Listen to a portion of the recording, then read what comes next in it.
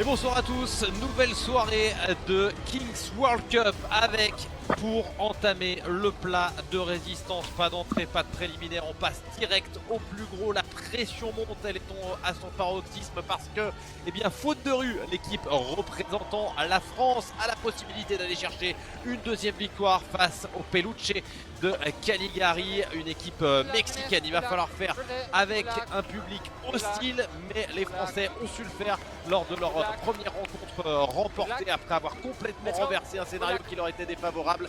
On va compter encore une fois sur le fighting spirit dont avait fait preuve foot de rue pour commenter cette rencontre avec moi. L'inénarrable, l'inoxydable, le sublime, Sébastien Bouet. Ça fait plaisir. Ça va, Tim? C'est juste. Ouais, bonsoir à tous. Bonsoir à tous. Ce match, on l'attend forcément. Le match tant attendu, en tout cas, côté français, face au Peluche. Attention, équipe très très offensive. Elle en avait marqué 5, si je ne dis pas de bêtises, face au match précédent. Et elle a marqué surtout celle qui a marqué le plus de buts lors de la saison de Kings League, 52 réalisations. On va aussi compter ce soir sur un Christian Nsapou qui nous a fait forte impression lors du dernier match. On en parlera un petit peu plus tard. Le tirage au sort des cartes secrètes, cette équipe du Peluche et des Caligari, on va essayer de les connaître un petit peu. Ils sont emmenés par les présidents, les frères Montiel. L'un est un ancien catcheur, l'autre un ancien footballeur professionnel. Attention à leur joueur clé, Gustavo Guillen, qui a inscrit pas moins de 12 buts en saison régulière. Ils ont fini deuxième d'ailleurs de leur saison régulière dans la Kings League Americas. Donc c'est une vraie équipe de Kings League, habitués au format de cette compétition. Et vous le voyez, les Français et les Mexicains qui vont entamer cette rencontre avec le ballon qui va être lâché depuis cette petite cage de 5 mètres pour libérer les Fauves. C'est parti pour cette rencontre entre foot de rue et donc les Peluche des Caligari. Et ce premier ballon remporté par les Peluche et par le joueur qui a été titularisé. Il s'agit de Luis Lozoya, dit Jack français, le joueur sur le terrain. C'est le numéro 9, Mana Fofana, dit Sparta. C'est donc parti Sébastien avec comme toujours cette règle d'une rencontre qui démarre à 1 contre 1 puis à 2 contre 2 et ainsi de suite jusqu'à la 5e minute de jeu. Exactement, en face de lui il a Luis Lozoya, donc Fofana qui débute côté français, et soyez pas surpris si il manque un joueur à la 5e minute parce que si vous avez bien suivi lors du premier match, ça s'est terminé de manière un petit peu houleuse lors du premier match face aux Espagnols du POFC. Quelques échauffourées, on est presque venu aux mains entre les Espagnols et les Français, et donc il y a un joueur français qui va être suspendu pendant 2 minutes à la 5e minute. On va dire que les Français s'en sortent plutôt bien parce que les Espagnols, eux, du POFC, c'est beaucoup plus lourd pour eux. Il y a un joueur, Alberto Lopa, qui a tout simplement été banni de la compétition, puis un autre joueur qui a été suspendu pour 5 matchs. Donc voilà les Bleus qui s'en sortent pas trop mal, et on n'en a pas parlé, mais Samir Nasri, lui, il s'est blessé. Il a été strappé à la cuisse, il est en béquille, donc il est quasiment, je pense qu'il est quasiment out pour le reste de la compétition. Et on le voit d'ailleurs aux côtés d'Amine Mathieu dans la cabine des présidents avec le jeu qui va pouvoir se poursuivre. Et vous l'avez vu dans la cage, c'est Alan Rakoto Vaza qui a été choisi en tout cas pour le début de la rencontre. Alors est-ce pour ses qualités de pied, est-ce pour apporter le surnombre, avec attention à la tentative de débordement, la frappe, oh non, c'est le poteau. Oh, j'ai cru au premier but, c'est le poteau. C'est le poteau, énorme occasion là avec ce déboulé signé Amana Fofana qui a frappé dans un angle impossible et qui avait battu le gardien de cette équipe, James Hernandez de l'équipe mexicaine. On va voir si tout à l'heure Christian Nsapou va revenir en tant que titulaire, en tout cas s'il va prendre la place de Alan dans la cage, parce que c'est vrai qu'il avait fait une énorme rencontre lors de la première rencontre et de la victoire des Français face au QFC. Ouais, effectivement. Surtout, c'est surtout la séance de tir au but, hein. C'est là vraiment où il a crevé l'écran. Il a arrêté 4 tentatives. On en parlera un petit peu plus, hein, parce qu'il y a quand même pas mal de choses à raconter sur Christian Nsapou. En tout cas, ça part mieux pour les Français que lors du premier match, hein. Ils avaient carrément pris l'eau, hein, durant la première période.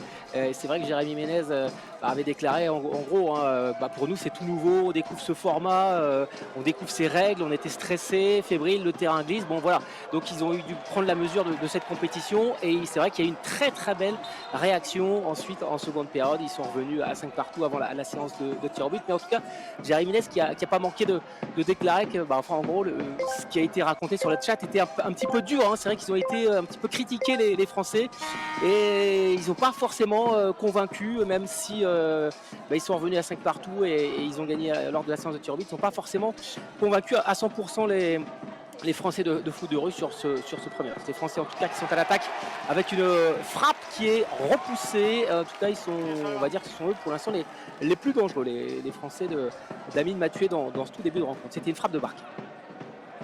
Alors c'est vrai qu'il y a eu des commentaires un petit peu délicats. Attention quand même là au bon travail de haut but de la part du numéro 2 français, Abel Jalil Medioub. Le ballon en retrait, peut-être pour une tentative de frappe. Il est passé entre deux joueurs, la petite balle piquée. Oh, ça manque de précision.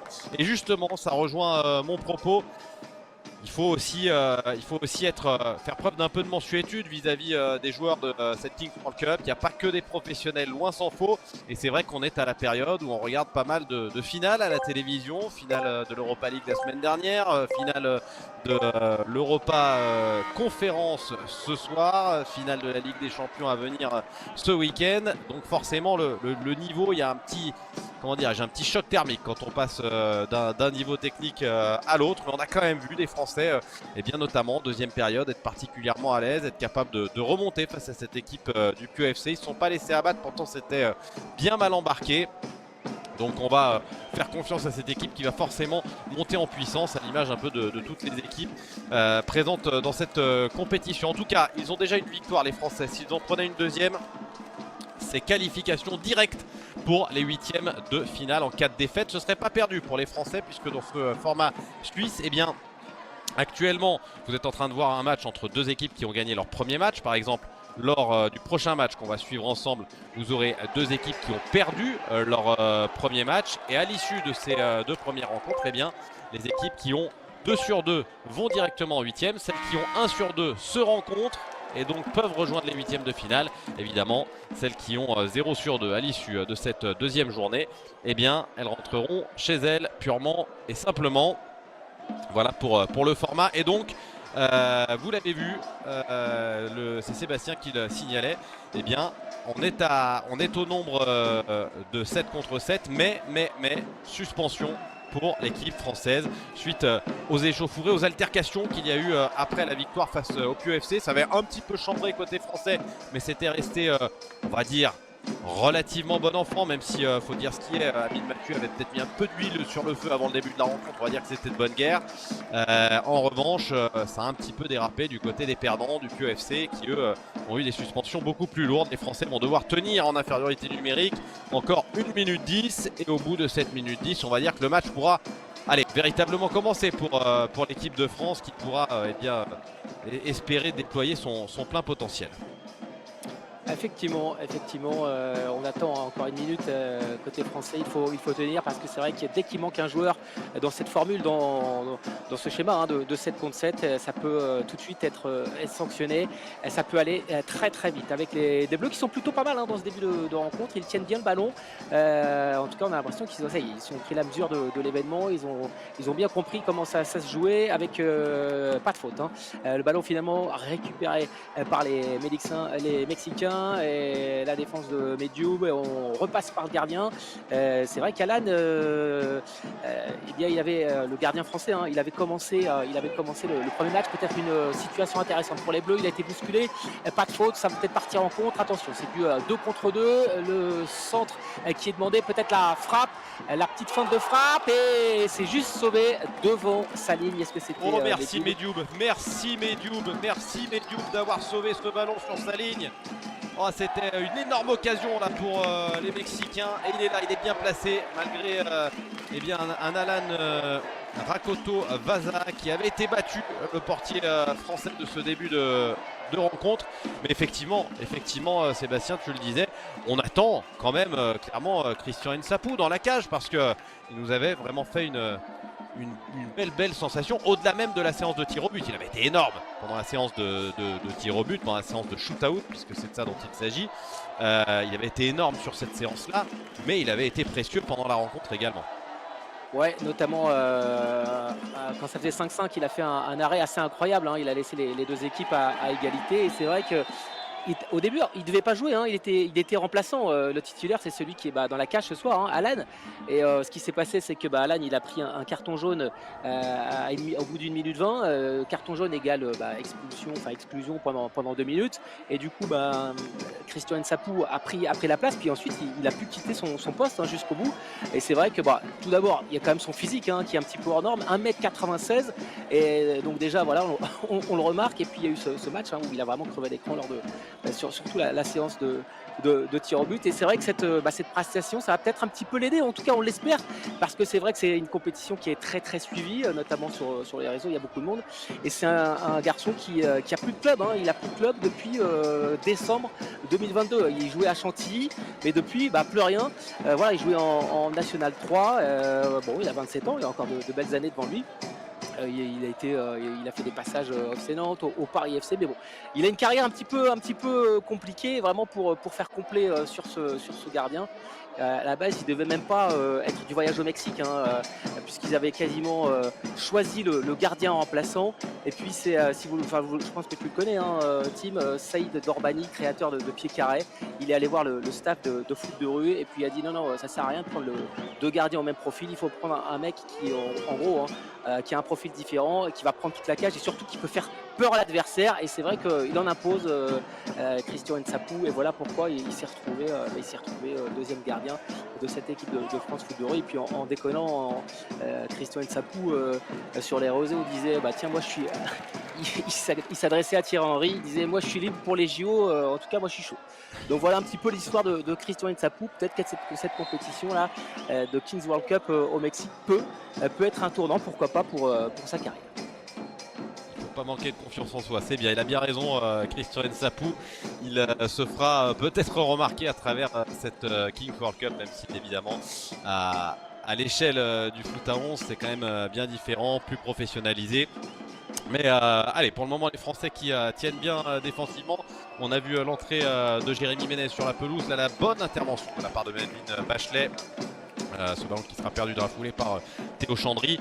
Mais ces Français qui nous ont fait plaisir à la première rencontre. Pour le moment, on va dire, entame le match avec un peu plus de sérieux, un peu plus de professionnalisme d'une certaine manière que la première rencontre. On se jette un petit peu moins à l'abordage, on est sérieux défensivement et on essaye de jouer les coups proprement quand on a la balle, avec cette déviation de Chandry, un ballon qui va revenir là dans les pieds de Clément Goguet, qui avait pris un mauvais coup lors de la première rencontre. On est content de revoir sur la pelouse. La tentative de frappe qui va passer au-dessus de la part de Clément Goguet, et la relance pour les Peluche de Caligari. Les peluches, ça fait pas franchement peur.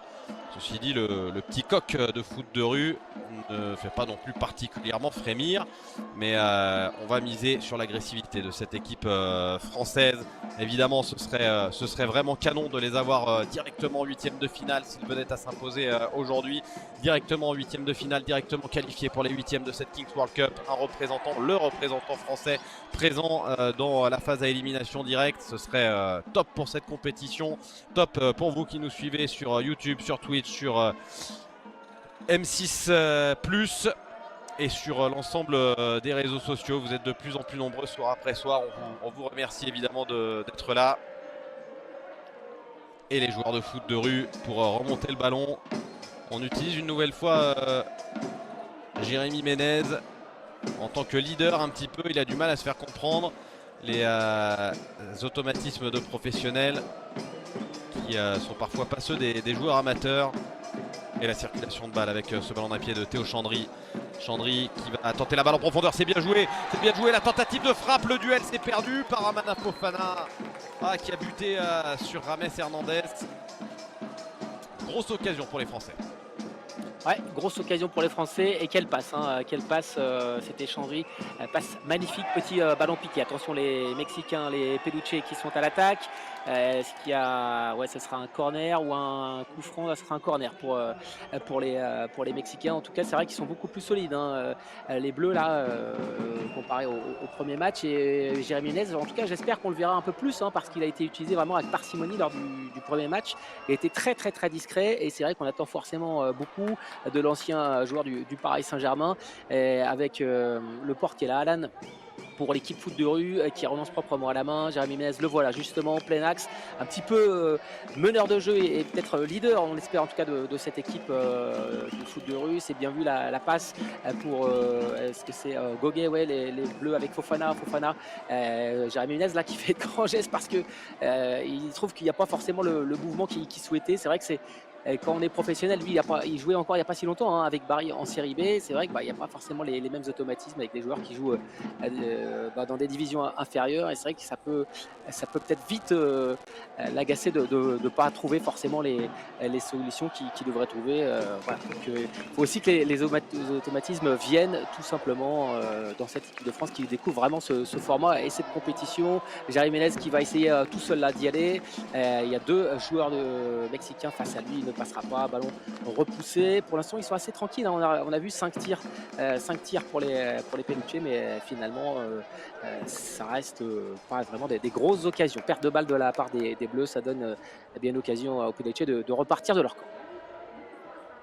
Les Peluche qui vont repartir. Et pour le moment, eh bien, on parlait beaucoup de Christian Nsapou qui nous a impressionné au premier match. Alan Rakoto Vaza, qui comme son nom l'indique est originaire de Madagascar. Ah ben voilà, il est rentré Nsapou. Eh bien, il a fait le taf jusqu'à présent, Alan, qui appartient d'ailleurs au Red Star. Le Red Star qui est monté de National en Ligue de cette saison. Alan Rakoto Vaza, pardon, qui est donc un joueur issu du monde semi-professionnel avec le Red Star. C'est évidemment pas le gardien numéro 1, mais c'est un gardien quand même expérimenté, un spécialiste du poste, un vrai de vrai. La tentative de frappe de la part de Medioub, elle va être un peu écrasée et pas franchement cadrée. 15 minutes de jeu, on a l'impression d'un long et gros round d'observation, Sébastien. Ouais, exactement. C'est vrai qu'il y a aussi cette pression, hein, d'une qualification directe pour les huitièmes de finale. Les deux équipes ne veulent pas se rater, hein. Tu l'as dit tout à l'heure, c'est vrai qu'en cas de victoire, ce sont deux équipes là qui ont gagné leur premier match. En cas de victoire, ben voilà, c'est le ticket assuré pour les huitièmes de finale. Donc voilà, peut-être l'envie aussi de ne pas forcément faire un petit peu n'importe quoi et pas avoir encore plus de pression sur le troisième match. Donc c'est vrai que gros round d'observation, mais à un moment de toute façon il va falloir y aller, sinon c'est vrai que ça partira sur une séance de, pourquoi pas, de tir au but, et là c'est beaucoup plus aléatoire. Mais bon, c'est vrai qu'il y a les règles de la Kings World Cup qui vont aussi nous aider à décanter tout ça, hein, quand on les connaît, hein. Que ce soit les tirs au but ou les tirs au but en partant du rond central ou l'exclusion d'un joueur. Voilà, il y a quand même pas mal de règles qui peuvent aussi amener à ce que le score bouge plus rapidement. En tout cas, les Français là, ils en profitent, ce coup de sifflet, pour repartir de l'avant. Il y a peu de solutions et finalement le ballon qui va repasser par derrière. Et le score qui pourrait bouger dans 2 minutes à partir de la 18e minute de jeu.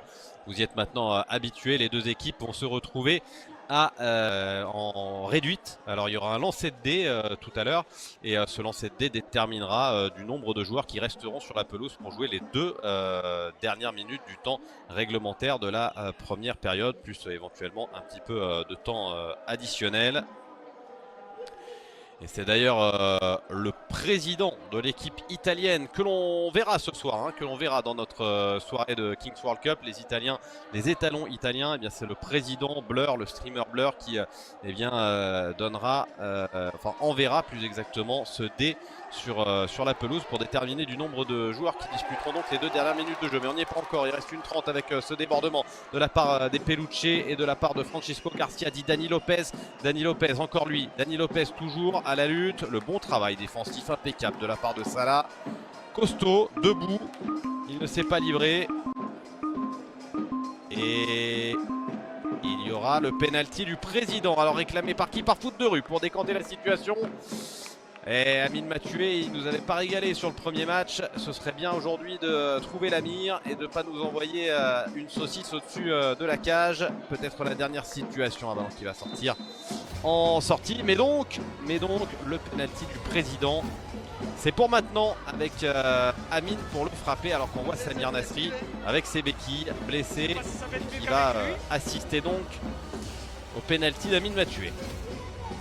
Ouais, il n'a pas été tendre. Il n'a pas été tendre. Hein. D'ailleurs, Samir Nasri avec celui qui l'a un peu obligé à faire un grand écart. En gros, il était déséquilibré, mais bon, c'est vrai qu'il a pris un coup qui lui a fait. Bon, il a fait un grand écart et c'est ce qui a fait que sa cuisse a lâché. Et c'est vrai qu'on l'a vu grimacer. Hein, là, en tout cas, Samir Nasri, la mascotte là, et le petit drapeau français, foot de rue, et Amine Mathué. On espère qu'il s'est entraîné, hein, parce que c'est vrai qu'il ne nous avait pas convaincu sur ce penalty du président. En tout cas, il arrive toujours avec le sourire. On espère que depuis lundi, il s'est entraîné. Et en tout cas, il peut faire que mieux forcément. Et c'est vrai que c'est l'occasion, en tout cas, rêvée pour l'équipe de France, d'ouvrir tout simplement le score.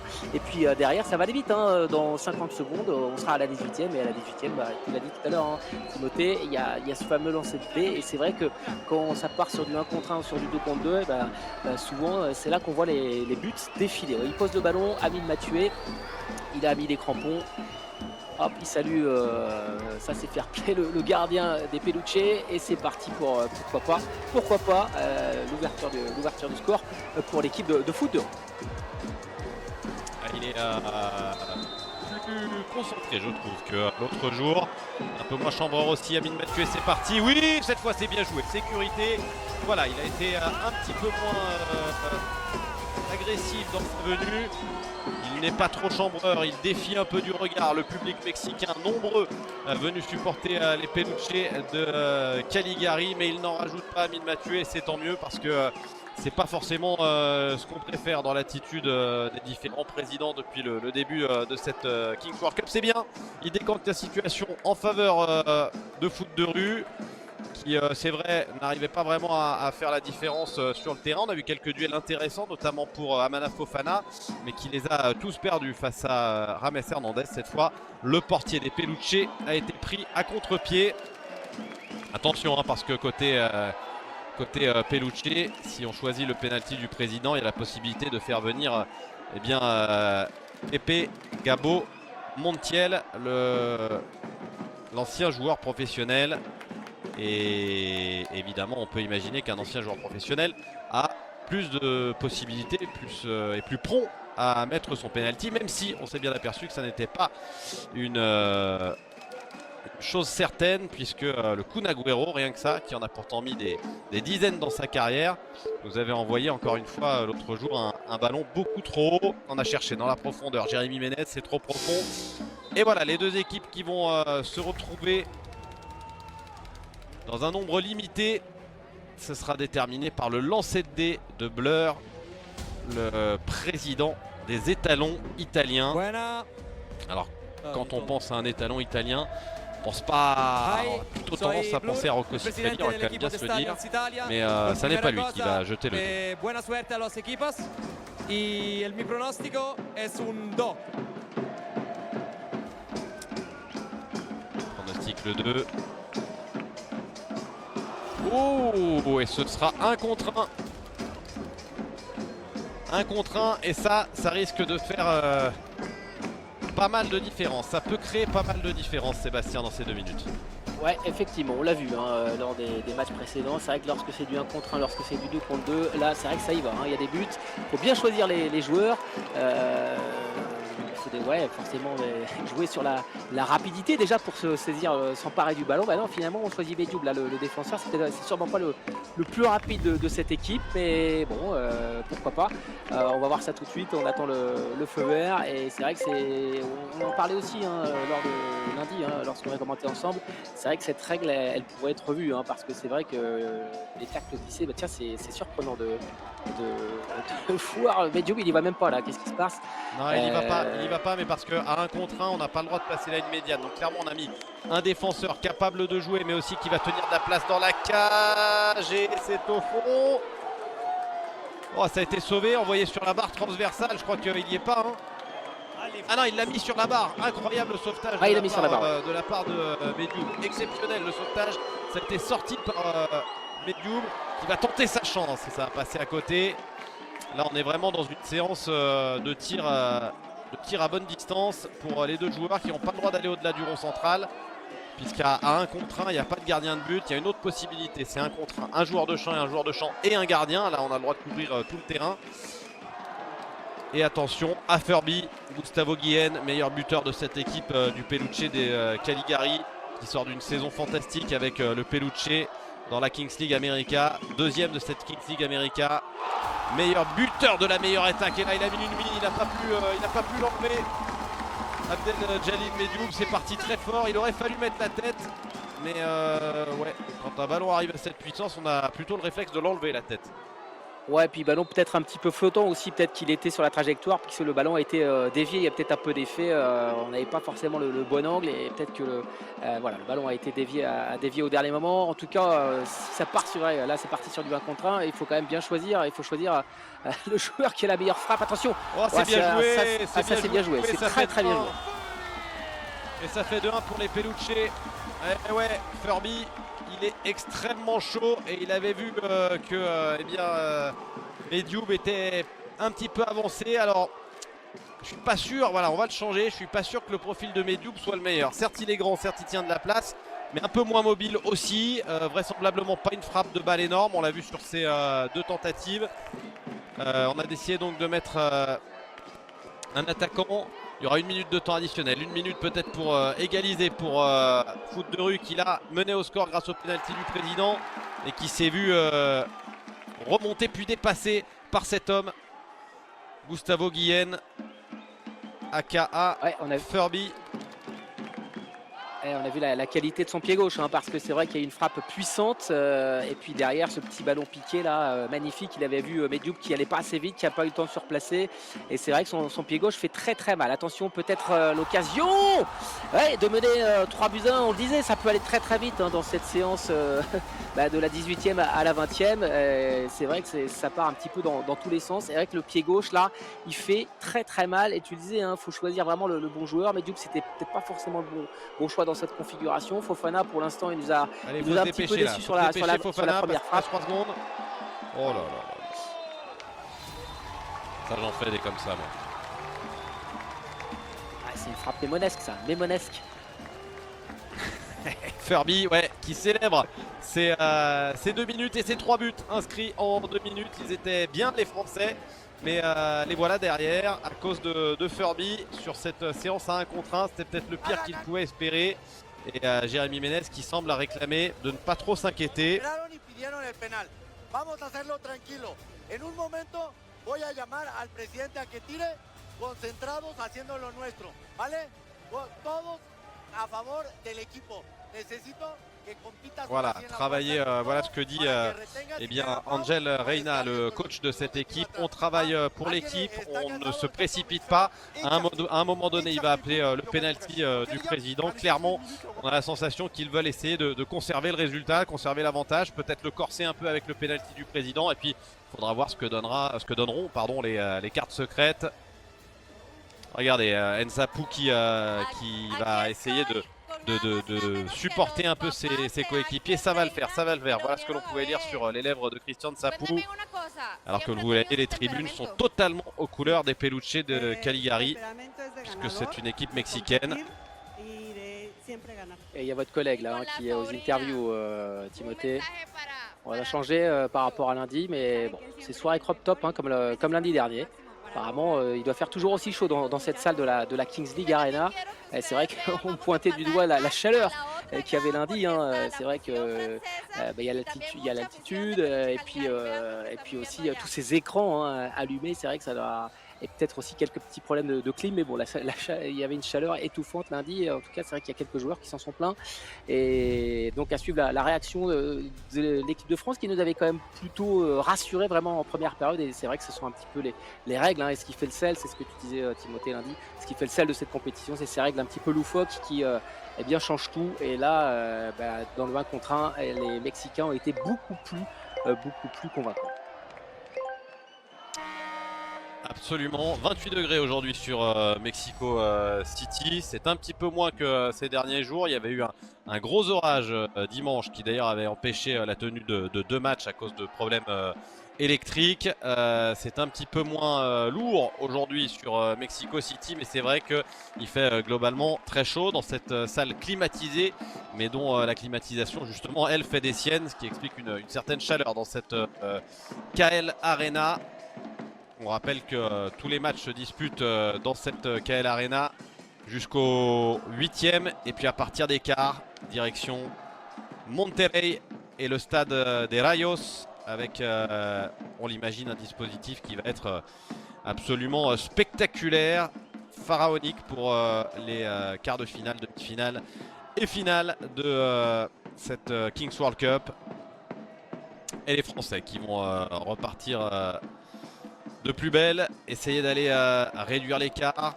Ce serait bien, c'est toujours intéressant dans ce format d'être à un but d'écart quand arrivent les 2 dernières minutes, pas plus d'un but d'écart, parce que dans les 2 dernières minutes de jeu, eh bien, les buts comptent double. S'il y a égalité, c'est but en or, mais s'il y a un but d'écart ou plus d'ailleurs, les buts comptent double, et à ce moment-là, on se retrouve eh bien, à un but de la victoire, même si on a un but de retard. Allez, les Bleus en tout cas qui, ouais, comme tu le dis, hein, doivent essayer de recoller. Il reste 19 minutes, ça va vite, hein. C'est vrai que c'est 2 fois 20 minutes, mais heureusement qu'il y a ces cartes secrètes là aussi qui peuvent complètement changer la donne. Ils doivent mettre un petit peu plus peut-être un petit peu plus de folie aussi, les Bleus. Ils avaient réussi à le faire face au POFC, hein. J'étais assez surpris d'ailleurs parce que d'après Samir Nasri et Jérémy Ménez, ils disaient que c'était une des équipes les plus fortes qu'ils avaient vu jouer. POFC, moi, c'est pas l'impression qu'ils m'ont donné en tout cas. On a vu des équipes lundi beaucoup plus cohérente, hein, en tout cas, que cette équipe du POFC. Je pense notamment au Furia, hein, qu'on verra un petit peu plus tard, qui a vraiment à faire forte impression. Mais bon, en tout cas, ils ont réussi à le faire face aux joueurs du POFC. On espère qu'ils vont réussir à recoller ce soir. En tout cas, ils ont le ballon, hein, dans cette seconde période avec une tentative. Là, c'était un centre. Le gardien qui en tout cas, ouais, qui se rate un peu, et finalement sans conséquence pour les Mexicains des Peluches. Non, c'était un ballon là qui passe juste à côté, et il y aura une touche. Ils essaient de mettre du rythme. Il y a le gardien qui s'est blessé en retombant. Là, le gardien, il va y avoir un arrêt de jeu. On espère que ce ne sera pas trop méchant pour Rames Hernandez, parce que si l'on en croit eh bien nos fiches, si l'on en croit le dossier de presse, il n'y a pas de second gardien dans cette équipe des Peluches, mais ça va, il a l'air de pouvoir tenir sa place, le juvénile Rames Hernandez, alors que les minutes s'égrènent. On rappelle que cette équipe du Peluche a encore la possibilité d'envoyer Gabo Montiel, son président, tirer le penalty du président. Et puis il y a encore les 2 cartes secrètes à sortir, les 2 cartes secrètes Spotify, avec peut-être le débordement là sur le côté. On fait circuler, on applique les consignes données par Andrel Reina pendant la mi-temps, alors que les Français ont décidé d'aller presser haut, et ça pourrait payer. Allez, faut ce ballon en retrait, c'est bien joué. La frappe, la parade miracle. Oh, la parade exceptionnelle, la belle frappe de la part d'Amana Fofana d'Isparta. Et la parade, eh ben, il n'est pas blessé le garçon, hein. Superbe parade de la part de Rames Hernandez. Ouais, et les Français là qui poussent, qui insistent, ils mettent la pression. Ça serait bien de semer un petit peu le doute là dans les esprits mexicains. Mettre un but, il y a peut-être ouais, on revoit ça, hein. Quel arrêt, hein, c'est incroyable. Et puis derrière, il y a un joueur français qui est tombé dans la surface de réparation, mais pas de pénalty, hein. Il n'y avait pas de faute. Apparemment, les Mexicains qui ont essayé de respirer un petit peu, de sortir ce ballon, de sortir de leur moitié de terrain, avec le pressing qui oblige les Mexicains à jouer un petit peu plus long, et ils perdent le ballon. C'est bien joué de la part des hommes d'Amine Mathieu, avec peut-être un centre à venir. Donc on préfère construire tranquillement, proprement au sol. On est à gauche, peut-être passer par la droite, là, il y a une situation un petit peu plus de champ et la montée de balle, mais ils sont bien revenus, les joueurs des Peluche. Et allez, 24e minute, tout est encore possible avec cette frappe qui est contrée. Et il insiste, le joueur français, la petite glissade. On en avait beaucoup hein, lundi des glissades. C'est vrai qu'on a parlé de ce revêtement qui est pas évident à appréhender. Et le ballon, il est encore pour les Français de foot de rue. Ils sont bien dans cette seconde période, mais il manque les occasions, même si on a vu un arrêt assez incroyable. Là, c'était sur une frappe de Fofana. Devient du long expected goal pour l'équipe française de foot de rue. 1,73 seulement côté Peluche des Caligari. Et pourtant ils sont devant. C'est vrai que ces expected goals, on a parfois du mal à les traduire, du mal à les comprendre, à les lire, à les analyser en Ligue 1 ou en Coupe d'Europe, en tout cas en football classique à 11 contre 11. Ils sont presque encore plus illisibles du côté de la Kings League. En tout cas, plus difficile à mettre en application parce qu'il y a des situations un petit peu particulières, des règles un petit peu particulières, un petit peu loufoques, on l'a dit, qui changent un petit peu la donne. Mais ça prouve bien que cette équipe de France, elle est plutôt bien en place, elle maîtrise plutôt cette rencontre. Oula, attention avec la montée de la part de Furby qui est pas allé avec le dos de la cuillère là et qui a percuté la défense française. Un ballon qui sera ressorti par Théo Chandry avec cette balle côté droit vers Salah. Théo Chandry à nouveau. Théo Chandry qui a la possibilité d'aller chercher côté gauche vers Jérémy Ménez. Jérémy Ménez peut-être encore qui va entrer à la surface de réparation. Il y a la possibilité de transmettre ce ballon à Yanis Barca. Yanis Barca qui avait fait une bonne première rencontre. Et là le petit extérieur du pied, le 1-2, c'est bien joué. La frappe enchaînée, la nouvelle parade. Et ça a été bien suivi, mais ce sera sorti hors des limites du terrain. Il est chaud, il est bouillant, Rames Hernandez. Ouais, aussi, les Mexicains, ils ont leur Cristian Nsapou là. C'est vrai que c'est un petit peu leur sauveur là sur ces deux tentatives. Il y en a eu une très très belle. Hein. C'est vraiment Fofana tout à l'heure. Voilà, grosse occasion. En tout cas, c'est vrai qu'il a pas de chance hein, depuis le début de la rencontre, Fofana. Mais bon, il y a aussi ce gardien mexicain là qui réalise de magnifiques arrêts. Mais ils sont bien en tout cas dans le jeu les joueurs français, les joueurs de foot de rue. Il y a de belles combinaisons. Ils sont bien entrés là dans cette seconde période. Il faut juste inscrire encore juste un but là pour semer un petit peu le doute et puis attendre aussi ces cartes secrètes pour pourquoi pas passer devant ou alors vraiment les 2 dernières minutes pour passer devant les Mexicains. Attention parce que ce joueur là il a marqué 3 buts, Furby, et là c'est un ballon perdu par les joueurs de foot de rue. Ce qui est agréable en tout cas c'est que ça joue parce qu'on a vu des matchs précédents où c'était beaucoup plus haché, il y avait beaucoup plus de coups de sifflet et là c'est vrai qu'il y a du rythme, c'est assez fluide et c'est plutôt plaisant avec la remontée de balle de la part des Français. Est-ce que c'est Goguet? Non, c'est Chandry qui a trouvé côté gauche. Est-ce que c'est Goguet, la talonnade? Non, c'est Ménez qui est entré dans cette seconde période avec les Bleus qui sont une nouvelle fois à l'attaque, mais on ne s'est pas compris et ce sera une touche pour les Mexicains. Les pénaltys du président pour les Peluche. Pénalty du président. Ah, et on va pas envoyer l'ancien footballeur, on va envoyer l'ancien catcheur dans les frères Montiel. On a tranché, c'était pourtant bien Gabo Montiel qui avait frappé le penalty lors de la première rencontre des Peluche de Caligari. Et bien pour ce deuxième match, on décide de donner le ballon à son frère. Il est là, il bombe le torse, il est chaud, il est fier, comme un lutteur de lucha libre. Ouais, parce qu'on parle de catch, parce que c'est comme ça qu'on l'appelle en France, mais c'est une institution, c'est vraiment quasiment le sport national au Mexique, la lucha libre, la lutte libre plus précisément. C'est pas tout à fait la même chose que le catch, ça y ressemble fortement, c'est pas tout à fait la même chose. Et les stars de lucha libre, les luchadors, sont vraiment de véritables icônes dans ce pays.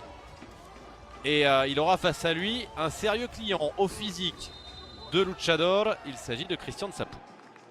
Ouais, qui a été décisif vraiment dans la séance de shoot-out. Attention, c'est parti! Il a failli l'être une nouvelle fois, mais ouais, on a l'impression qu'il le touche ce ballon, mais il n'est pas assez de... Voilà, il a la main un petit peu fébrile et ça termine au fond, mais il était bien parti, Cristian Nsapou. En tout cas, ça célèbre ce but qui met les Mexicains quand même là à 3 buts. À 3 buts hein. Ils ont creusé un petit écart, mais il était bien parti, Cristian Nsapou. Il a failli encore être le sauveur de cette équipe foot de rue. il touche vraiment, on a l'impression, ce ballon du bout du gant et il va falloir s'y mettre. Là, côté français, 28e minute, 4-1 pour les Mexicains et une carte secrète. Ça sera un penalty allez, pour relancer cette équipe. Penalty pour les hommes d'Amine Mathieu. Et qui va aller tirer ce penalty? Affaire à suivre, mais en tout cas, c'est l'occasion de réduire un petit peu l'écart. Ouais, en tout cas 4-1, mais impossible n'est pas foot de rue. On se souvient qu'ils étaient menés de 4 buts, 4-0 puis 5-1 lors de la première rencontre. Alors que Andrel Reina est en train de glisser des petites informations à l'oreille de son joueur pour frapper ce penalty. C'est Amana Fofana. J'ai le ballon dans les mains.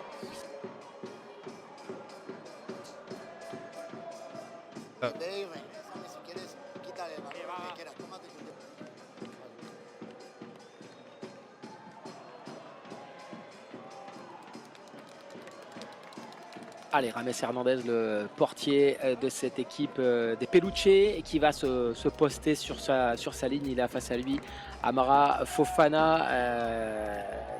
C'est le petit intox là de la part de Rames, qui s'était un petit peu planté tout à l'heure d'ailleurs sur le penalty du président face à Amine Mathieu. Voilà, il choisit un côté là, style bah tiens, viens tirer de l'autre côté, et c'est parti, et c'est raté, ou plutôt la parade là du portier des Peluche de la part de James Hernandez. Voilà, dans le jeu, il est plutôt impeccable, on l'a vu, il a multiplié les arrêts, et lors de la séance de shoot-out, il est encore là sur ce penalty. Il est encore décisif, il fait mal, donc ce James Hernandez, le portier des Peluche, et c'est vrai que là, ils ont pris un petit ascendant les Mexicains, avec les Bleus qui vont devoir réagir très vite. Il y aura un coup franc à suivre, faute sur Jérémy Ménez. Et on pourra quand même décemment se poser la question du choix du tireur côté français.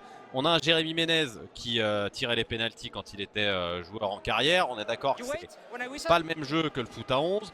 Mais on choisit Amana Fofana qui reste sur 3 ou 4 duels perdus contre James Hernandez dans le jeu. Donc l'ascendant psychologique, il est clairement du côté des joueurs mexicains, du gardien mexicain. Le doute, il s'est déjà insinué dans l'esprit d'Amana Fofana. Là, je suis pas loin de penser qu'il y a une petite erreur de la part de Saïd Durban dans le choix du tireur, de la part de l'entraîneur de cette équipe française de foot de rue. On va pas l'accabler évidemment, ni le tireur ni l'entraîneur, mais on est en droit de penser qu'un autre choix eût été peut-être plus judicieux. Quant à ce Furby, c'est un diable. Furby, c'est une peluche. Il joue pour les Peluche de Caligari, pour les peluches de Caligari. Décidément, il est parfaitement adapté à cette équipe, le petit Furby. Et surtout, il fait beaucoup de mal à foot de rue. Un triplé en fin de première période. Et c'est lui, pour l'instant, qui donne un avantage substantiel à cette équipe mexicaine.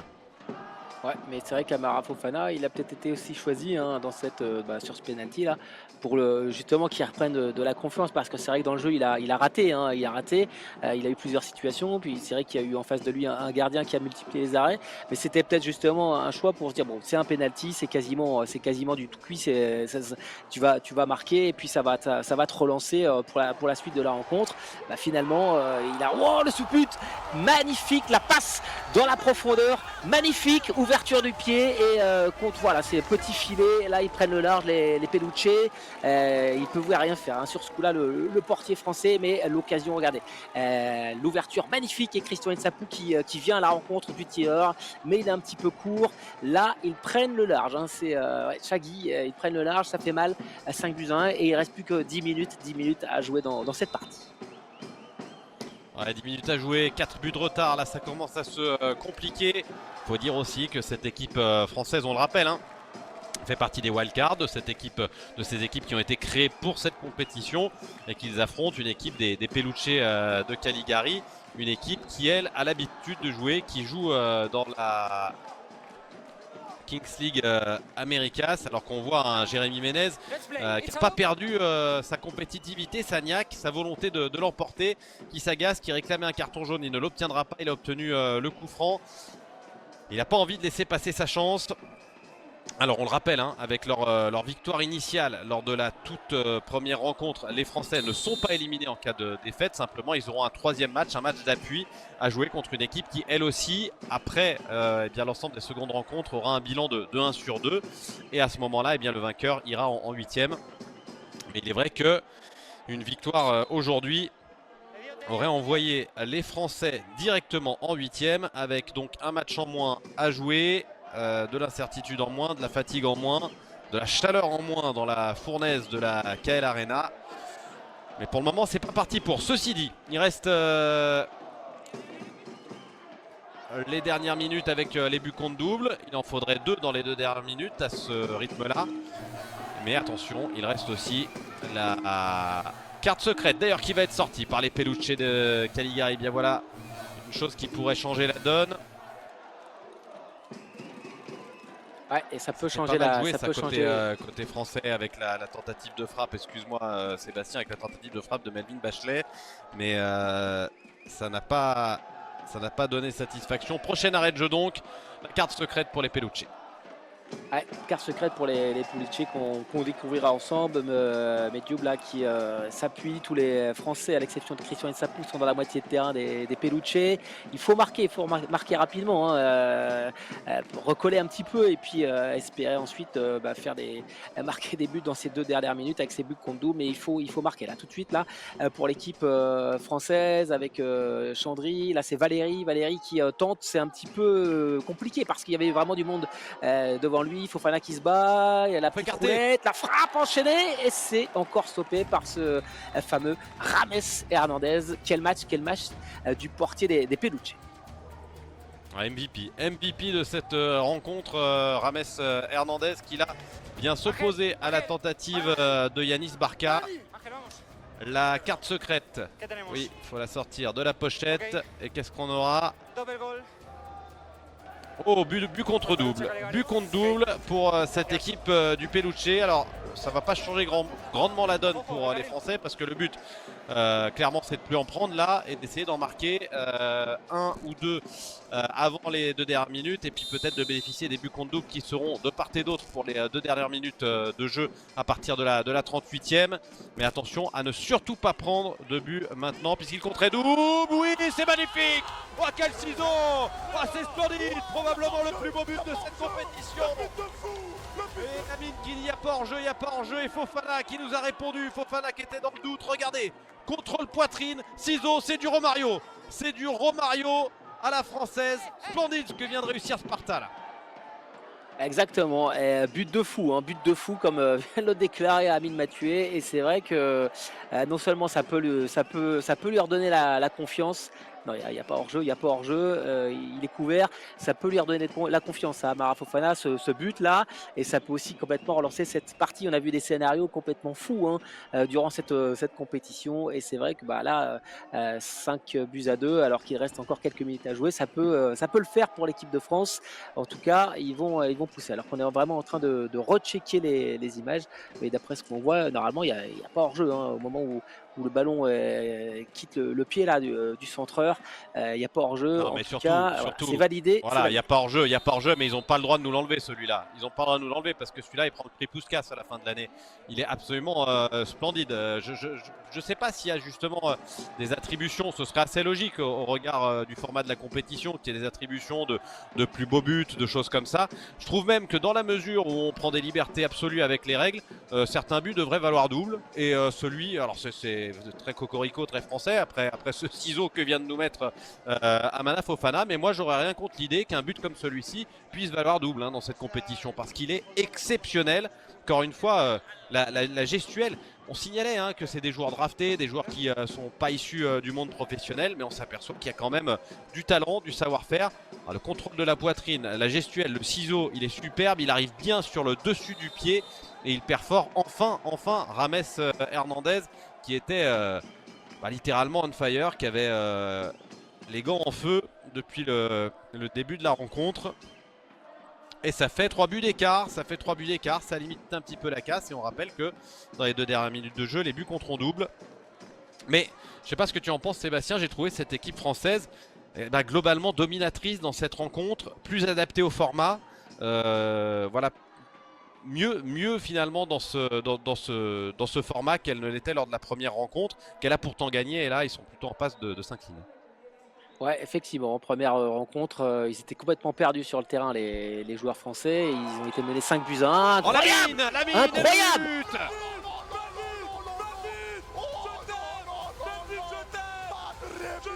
Oh, quel but, Melvin, quel but, vous quel avez but! entendu Amine. Melvin, je t'aime, quel but, quel mine, quel coup de canon. Ah bah au moins les Français ils nous régalent de beaux buts. Ils en ont mis moins que l'adversaire. Pour l'instant ils sont en passe de perdre, mais ils nous régalent de buts splendides. Et pour l'instant le Peluche n'arrive pas à bénéficier de sa carte secrète et n'arrive pas à marquer, alors que les buts compteraient double pour le Peluche. Alors faut pas s'emballer, faut rester sérieux, faut continuer à faire ce que font les Français, avec Jérémy Ménez qui demande un pressing un petit peu plus haut à ses partenaires. Mais c'est vraiment là ils nous ont offert 2 buts sublimes, l'équipe de foot de rue. Et on va dire que ce match-là, même s'ils ne le remportent pas les Français à la fin, et c'est pas parti pour, je trouve qu'il donne quelques certitudes pour éventuellement un 3e match et la suite de la compétition. Ouais, ça c'est vrai. C'est vrai que moi, ils me plaisent bien là, les Français dans cette partie. Ça joue mieux, hein. Je trouve que les Pulice, ils ont plus le ballon. Mais voilà, ils ont été sanctionnés aussi par cette fameuse règle, hein, duel, et aussi un petit peu cette folie de la Kings World Cup là, avec du 1 contre 1. Ils ont juste en tout cas les Mexicains, ils avaient le joueur qu'il fallait pour cette configuration du 1 contre 1 avec un super pied. Et c'est là aussi qu'ils ont fait la différence, hein. Ils perdaient 1-0 les Peluche, puis au final avec cette séance ils mènent 3-1, donc c'est aussi ça, hein, dans le jeu les Français sont mieux, et puis s'il n'y avait pas ces 2 minutes là de folie au 1 contre 1, ils seraient devant au tableau d'affichage. Donc dans le jeu, ouais, si on parle vraiment purement football, les Français ils sont au-dessus en termes de jeu, de qualité technique, peut-être de combinaison, même si les Peluche ont fait quelques belles choses, mais c'est vrai que ils sont en train d'apprivoiser, de se mettre vraiment à la hauteur de la compétition. Ça y est, commence à rentrer côté français, ça commence à combiner. Il faut qu'ils se libèrent encore un petit peu plus, mais c'est vrai qu'ils sont assez convaincants. Ils ont des bons joueurs, et bon, c'est pas fini, hein. Là, on va la 38e, c'est dans 5 secondes, et si la France venait à marquer, bien, il serait à égalité. Il sera à égalité avec cette équipe des Peluche. Allez, 2 minutes à jouer, 2 minutes où les buts vont compter double. Ce qui veut dire que le calcul est simple, si la France venait à en mettre un, la France pourrait s'offrir une séance de tir au but et arriverait avec la confiance, celle de la séance lors de la première journée, lors du premier round de match. Et ils ont été dominés, les Peluche, et c'est vrai que finalement ton analyse est la bonne, Sébastien. Il y a un homme qui a fait la différence, c'est Furby. Tu le changes d'équipe et clairement ça fait un score fleuve pour l'équipe de France parce qu'elle était au-dessus. Mais Furby joue avec les Peluche, on ne pourra pas revenir là-dessus. Dans 20 secondes, la suite et la fin avec la mascotte qui met la main à la tempe. C'était le signe de victoire sur la photo sur les réseaux sociaux des joueurs et d'Amine Mathieu à l'issue de la rencontre. Il va falloir faire preuve de mental à n'en pas douter, être solide défensivement et aller chercher ce but, synonyme d'une séance de tir au but, ou plutôt de shoot-out, puisque ce ne sont pas des tirs au but. Où le ballon est pris dans le rond central et où les joueurs ont 5 secondes pour aller le mettre au fond. Ah, il y a eu un départ anticipé côté français. Le ballon sera donc rendu aux joueurs du Peluche de Caligari. Ouais, ça c'est un grand classique, hein, un grand classique qu'on a beaucoup vu depuis le début de la compétition. Lorsqu'on part dans cette config là de la 38e avec ces buts contre double, c'est vrai qu'il y a un départ, hein, sur la ligne, et c'est vrai qu'à chaque fois, quasiment à chaque fois, il y a un faux départ. Bon, c'est vrai que c'est pas un joueur, mais c'est toute l'équipe qui part, à l'exception du gardien. Donc forcément, il y en a bien qui commet l'erreur, et c'est tout de suite sanctionné. Allez, il faut le faire là côté français avec la remontée de balle de la part c'est Goguet, la frappe et l'arrêt de Alan cette fois. C'est vrai que ça permute, hein, côté français au poste de gardien, avec du rythme du côté des joueurs de foot de rue. Renversement on était à gauche, on est passé à droite. Valérie, la petite balle dans la profondeur, c'était bien vu. Il y avait l'appel de Barca, et il va peut-être un petit peu jouer l'intox dans ces dernières minutes. En tout cas, le temps sera décompté. Peut-être jouer l'intox les Mexicains là. Il n'y a pas grand chose, mais ils en rajoutent pour gagner un petit peu de temps. casser le rythme aussi, hein, parce qu'ils sont mieux dans le jeu, les Bleus, dans cette rencontre, et en tout cas dans cette deux secondes période, peut-être casser un petit peu le rythme.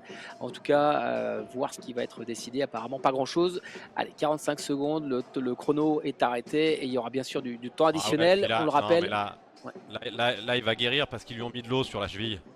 Donc logiquement, c'est guérison immédiate. Hein, parce que là, il était à l'article de la mort, Jackson. Là, quand on met de l'eau sur la cheville, en général, ça vous sauve la vie. Les gens ne le savent pas suffisamment. Ouais. Allez, ça va aller, ça va aller. Seulement 40 secondes à jouer. Ouais, mais il y aura du temps additionnel, forcément. Donc, allez, on va dire 2 minutes peut-être de temps additionnel. Donc, ça laisse encore l'occasion aux Bleus de revenir, en tout cas, de marquer et d'égaliser. Surtout quand on voit ce que font les Mexicains là, et ils auraient pu garder le ballon. Ils dégagent un petit peu n'importe comment. C'est un ballon qui va être rendu, à l'équipe de France. Et la touche pour les Bleus de l'équipe de France de foot de rue avec cette balle de la part de Melvin Bachelet qui a marqué un super but tout à l'heure. Melvin Bachelet une nouvelle fois en possession du ballon qui s'appuie dans l'axe sur Théo Chandry avec ballon côté droit cette fois vers Yanis Barca. Yanis Barca qui va repasser par l'axe. Il va falloir tenter sa chance. Parce que dans 10 secondes c'est le buzzer et c'est la fin. Même s'il y aura peut-être du temps additionnel, on va quand même checker ça. On assiste à une rencontre plutôt propre, donc il ne devrait pas y avoir non plus énormément de temps additionnel. 3 minutes quand même de temps additionnel.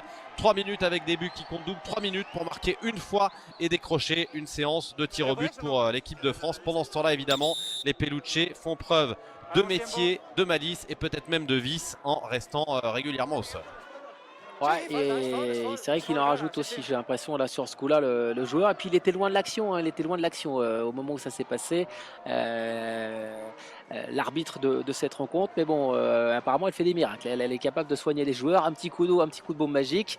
Je pense qu'il faut mettre de l'eau. Puis derrière la bombe magique, ça glace encore plus peut-être. Hein. En tout cas, qui a commis la faute sur ce coup-là. On revoit là, c'est lui qui tacle le premier, hein, le joueur des Peluche. Ouais, c'est Clément Goguet qui se rend manifestement coupable d'une faute. C'est pas évident. Allez, il va rester un peu plus de 2 minutes, 2 minutes 45, 2 minutes pour aller chercher un but qui signifierait une égalité. Le coup de sifflet de monsieur l'arbitre. Faut pas hacher la rencontre, il y avait l'avantage. Faut pas hacher la rencontre. Certes, Amana Fofana a perdu sa chaussure, mais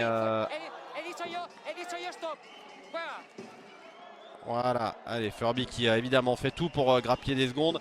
Il a une grosse frappe de balle. Furby, il a aussi beaucoup de métier, hein, clairement, depuis le début du match. Attention à cette remise qui n'a rien donné. Le coup franc en faveur de l'équipe de France. Allez, celui-là, il faut en profiter avec cette faute sur Théo Chandry qui se tient le pied. Lui, il va falloir qu'il soit costaud, qu'il serre les dents, qu'il se relève rapidement. Et est-ce que vous voulez l'assistance? Non. Voilà ce que dit Théo Chandry à l'arbitre. Et il faut tirer ce coup franc. Jérémy Ménez qui a l'air déterminé à prendre ses responsabilités, celles d'un ancien professionnel, pour mettre cette balle au fond.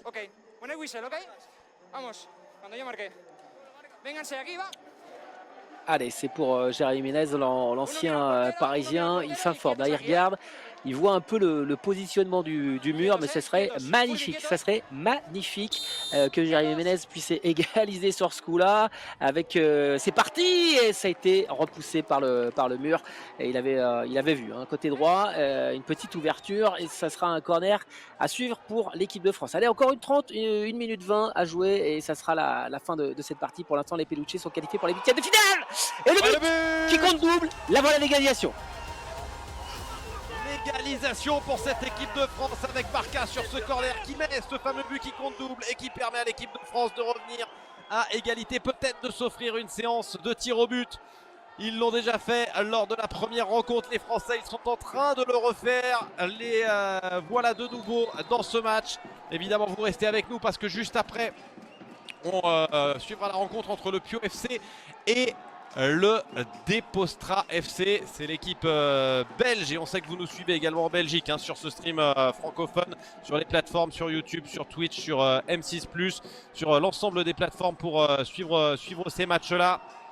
Et évidemment qu'on espère que le Depostra FC, qui avait perdu sa première rencontre, saura en gagner une deuxième pour aller chercher un troisième match d'appui et éventuellement aller chercher une qualification en huitième de finale La faute, elle a été signalée contre les Français. Il va rester 12 secondes. Allez, 10 secondes. 10 secondes, attention à ne pas le prendre maintenant. Ballon contré à la tête de la part de Medioub. Un ballon qui va revenir vers Fofana. On est au bout du temps additionnel. Le coup de sifflet. Eh bien, ce sera une séance de tir au but. Une séance de shoot-out, mon cher Sébastien.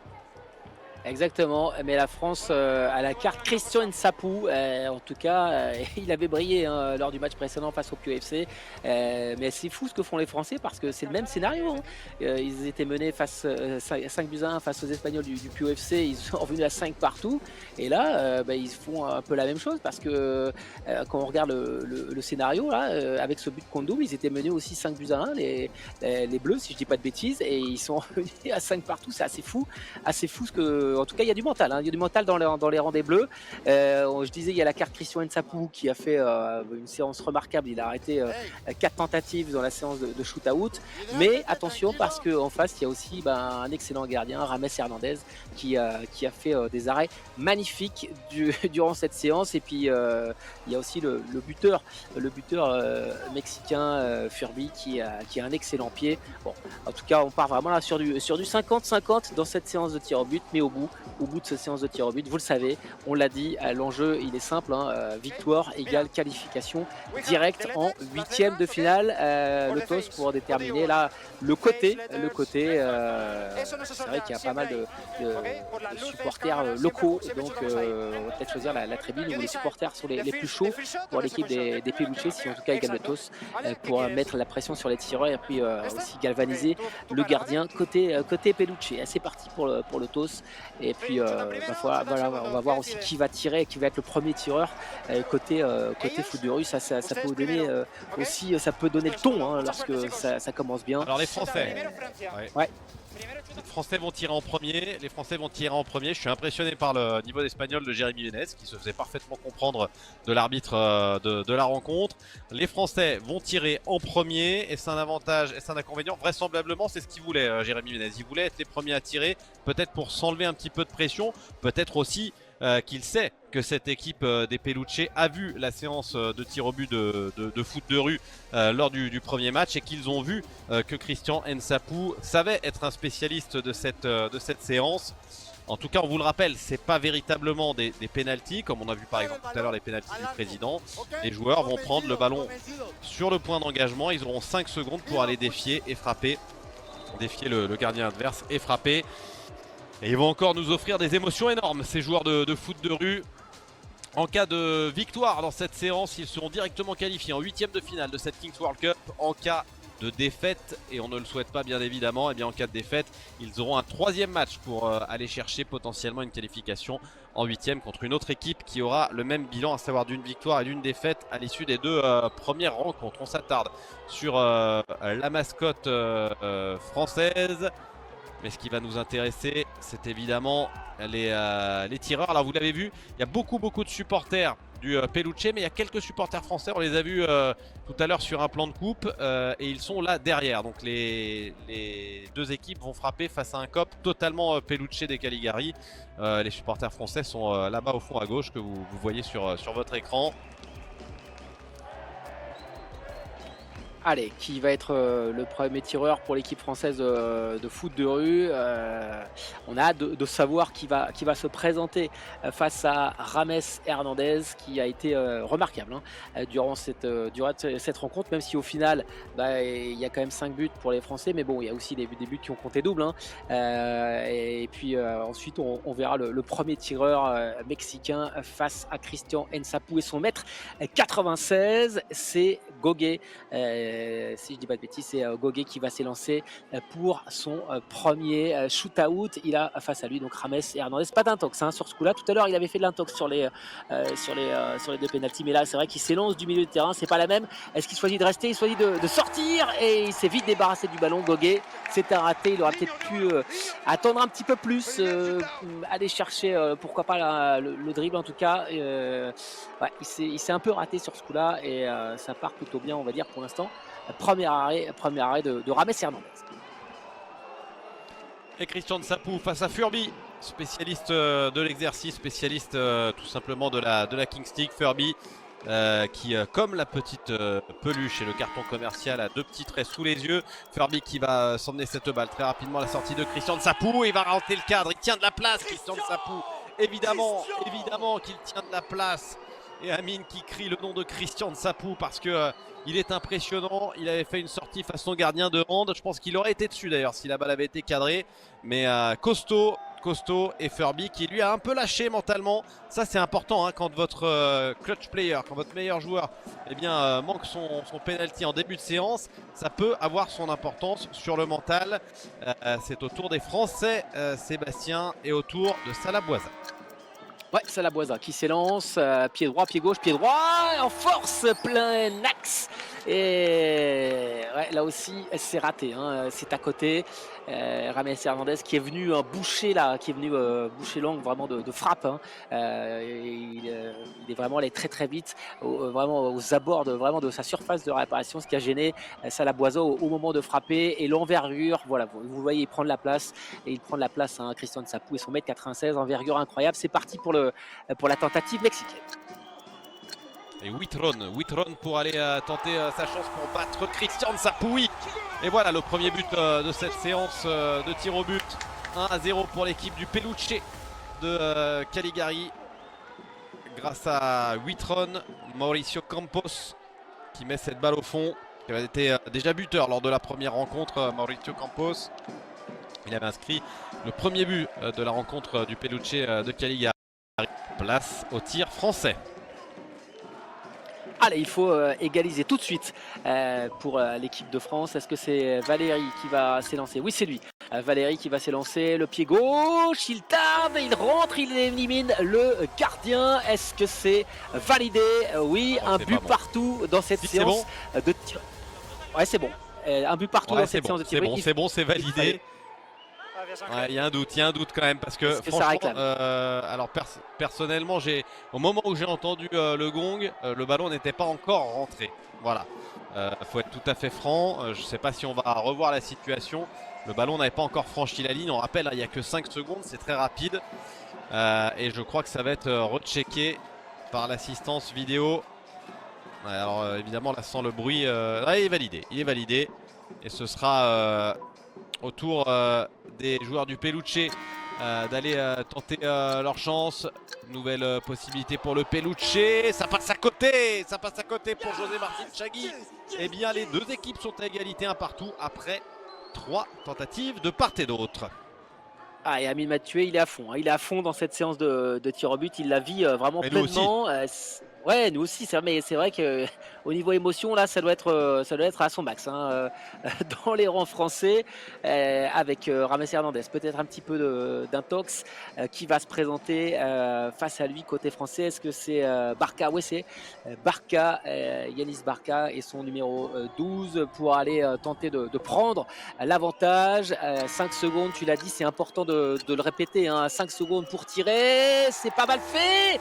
Allez, c'est dommage. Vous avez entendu la sirène qui a retenti. Ça va pas être validé. Ouais. En tout cas, cette fois, ça fait aucun doute. Hein, la lumière s'est éteinte. Allez, il faut que Nsapou nous sorte quelque chose là. Parce qu'évidemment, si on devait prendre celui-là, les Français seront dans une situation bien délicate. Et pour frapper côté mexicain, Dustin Salazar. Dustin Salazar qui va s'élancer. Dustin Salazar face à Christian Nsapou. Il va effacer Christian Nsapou et la mettre au fond. Là aussi, c'est de justesse en termes de temps, mais c'est validé. C'est validé. Il a pris le bon angle, le bon dribble, le bon crochet. Et Dustin Salazar qui célèbre. Aïe, aïe, là maintenant, il faut le mettre. Il faut le mettre parce que sinon, eh bien, foot de rue sera éliminé. Enfin sera, battu, pas éliminé, justement. Il y aura la possibilité d'un match d'appui. Jérémy Ménez, il ne faut pas trembler Jérémy Ménez, l'ancien professionnel, l'ancien joueur du Paris Saint-Germain, l'ancien grand espoir du football français qui s'en va balle au pied, la conduite de balle, c'est au fond, il n'a pas tremblé, Jérémy Ménez, 2 buts partout. Mais attention, il reste une tentative de plus. pour de Caligari. Ouais, en tout cas, ça paraît tellement facile. Hein, ça paraît tellement facile pour l'ancien professionnel. Il pousse le ballon, il fait 2 pas, hop là du pied. Il voit peut-être aussi des choses que les autres joueurs voient pas, mais il a tiré vraiment au bon moment. Il a vu le petit trou là, le petit trou de souris, alors que James Hernandez était venu à sa rencontre. C'était facile pour Jérémy Ménez. En tout cas, égalité parfaite et il la touche apparemment. Énorme Christian Nsapou, énorme Christian Nsapou qui vient sortir encore une fois une tentative et qui remet les deux équipes à égalité parfaite. La mort subite à présent entre le Peluche de Caligari et Foot de Rue. Décidément, ils ont décidé de jouer avec nos nerfs, les joueurs français. Ils avaient déjà fait ça lors de la première rencontre. Ils étaient menés 5-1, ils étaient revenus à 5 buts partout et avaient emporté leur séance de tir au but. Même scénario aujourd'hui, menés 5-1, ils sont revenus grâce à un but contre double dans les 2 dernières minutes de jeu. Et voilà, eh bien, Melvin Bachelet qui va se présenter. La frappe de Melvin Bachelet, elle va passer au-dessus. Ouais, on y a cru, hein, on y a cru là, ça partait plutôt bien, mais James Hernandez il a touche juste ce qu'il faut hein, pour dévier le ballon. Regardez, ça part bien, il la touche, il l'effleure, mais ça suffit pour la sortir du cadre, sinon c'était prêt. Ouais, pour moi c'était au fond. Et allez, Christian Nsapou, on compte sur toi face à lui. J'ai pas vu son maillot, le joueur des Peluche, et il s'élance, c'est parti.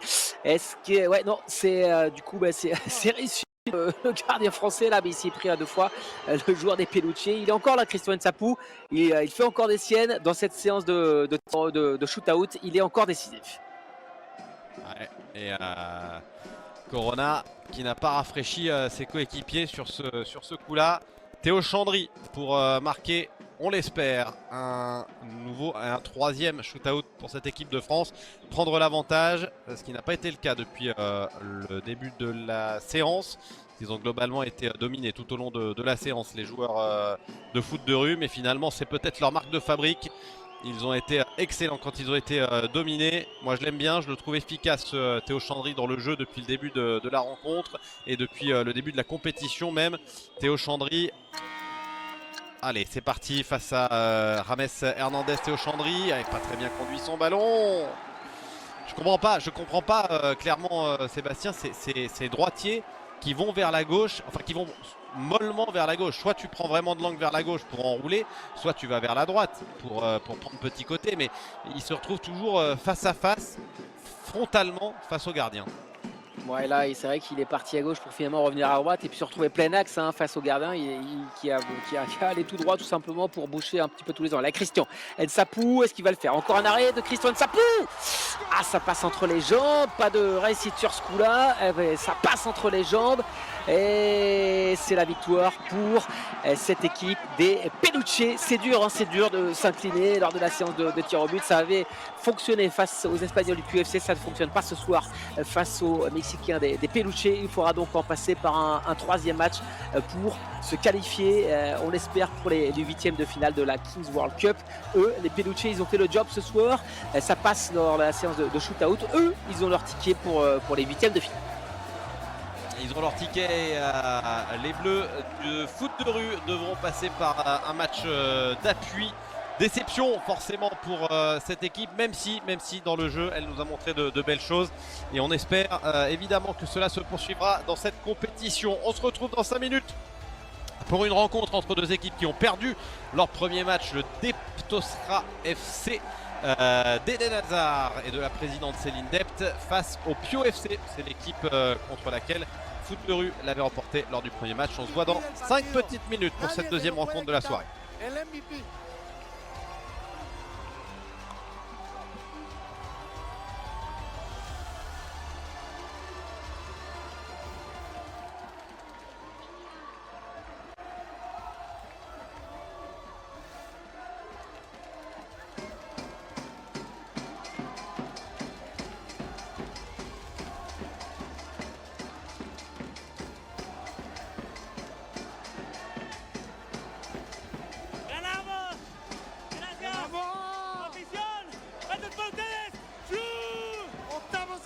Peluche Caligari, México, King League América.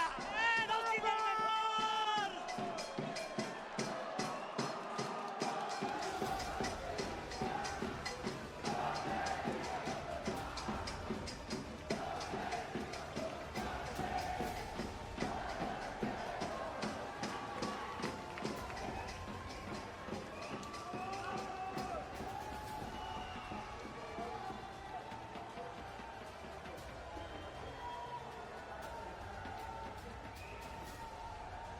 Sí, llevas 2 Jais MVP, enhorabuena, pero imagino que lo que más ilusión te hace es este pase a octavos de final. Sí, claro, sabemos que esto es un premio al esfuerzo de todo el equipo, pero bueno, estamos más contentos por ya estar en octavos. ¿Ha sido, cuéntame la verdad, ha sido un poco venganza por Pío contra Futdogú o no? Bueno, tenemos que apoyar a nuestros paisanos, ¿no? Aquí está el resultado y va por todo Peluche, va por Pío y va por todo México. Enhorabuena. Muchísimas gracias.